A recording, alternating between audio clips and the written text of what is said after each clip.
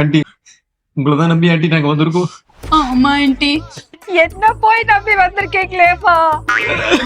ஐயோ எங்க ஆண்டி நீங்க ஃபீல் பண்ணாதீங்க, எனக்கு ரொம்ப கஷ்டமா இருக்கு. ஆண்டி எங்க வாழ்க்கையே எல்லாம் போச்சுங்க ஆண்டி.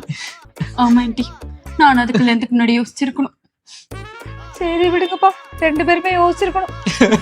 அப்பா, ஐயோ ஏதோ பேசுறாங்களே, கொஞ்சம் கேளுங்க.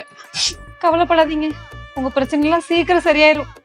உங்களுக்கான கதவை கடவுள் கண்டிப்பா திறப்பாரு. மா நீ என்ன சொல்வதெல்லாம் உண்மை செட்டப்ல உட்கார்ந்து இருக்கிற? ஆமா, யார் இவங்கெல்லாம்? இந்த பையனை தெரியலையா? தெரியல. மாடி வீட்டுல குடியிருந்த குமாரண்ண பையன்டா.